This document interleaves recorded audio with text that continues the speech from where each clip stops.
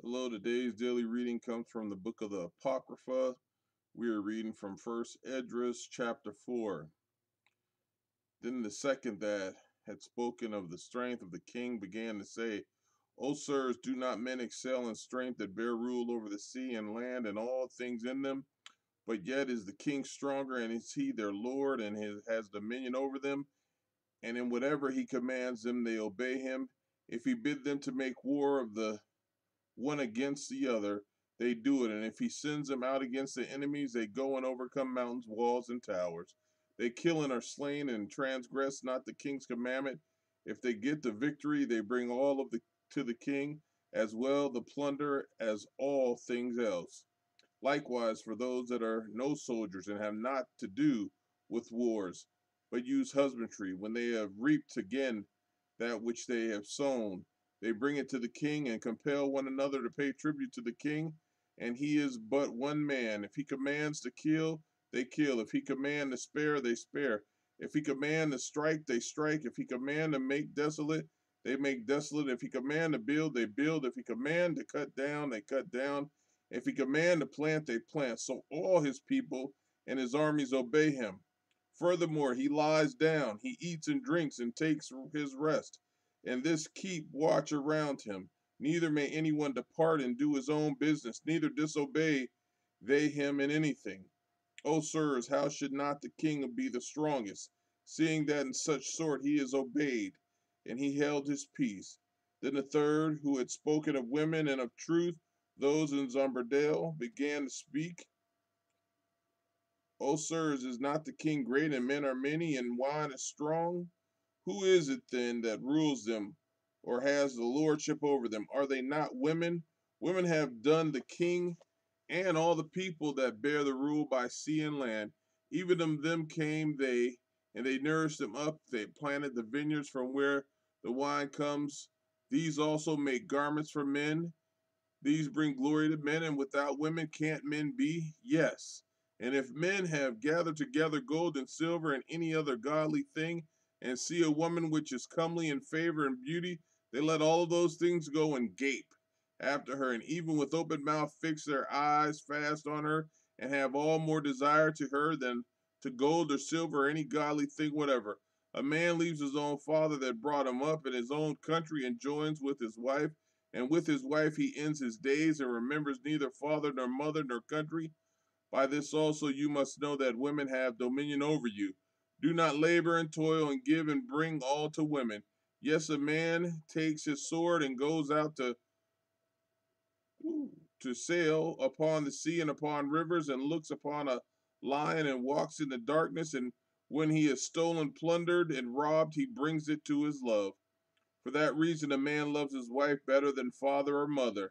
Yes, many there be that have run out of their wits for women and become bondmen for their sakes. Many also have perished, have stumbled and sinned for women.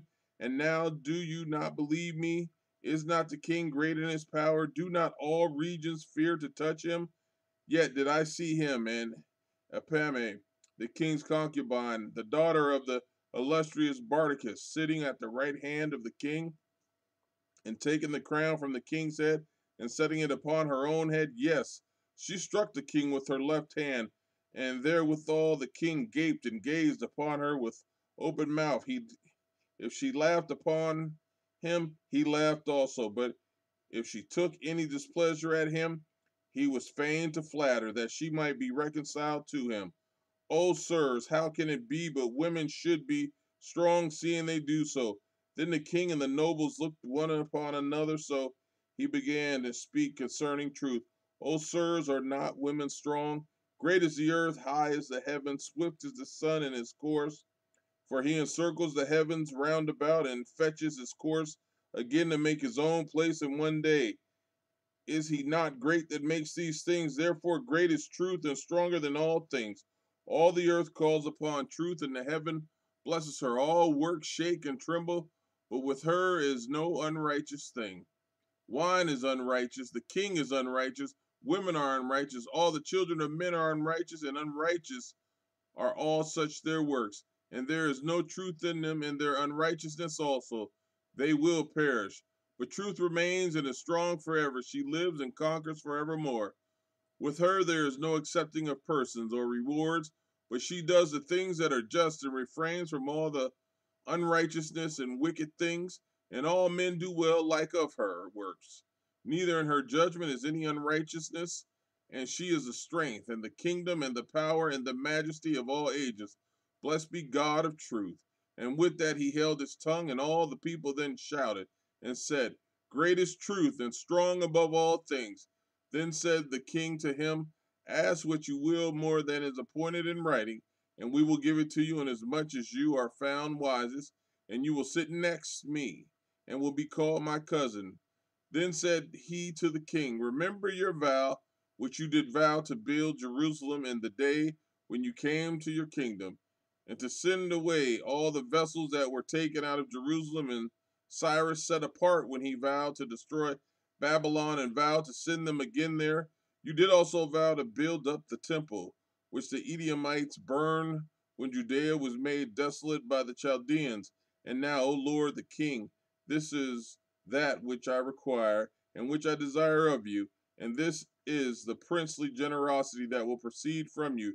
I pray therefore that you make good the vow, the performance whereof you have vowed to the King of heaven when your own mouth with your own mouth. Then Darius the king stood up and kissed him, and wrote letters for him to all the treasurers and governors and captains and local governors, that they should safely bring on their way both him and all those that should go out with him to build Jerusalem. He wrote letters also to all the governors that were in Cilicia and Phoenicia, and to them in Libanus, that they should bring cedar wood from Libanus to Jerusalem, and that they should build the city with him. Moreover, he wrote for all the Jews that should go out of his realm up into Jewry concerning their freedom, that no officer, no governor, no local governor, nor treasurer should forcibly enter into their doors, and that all the country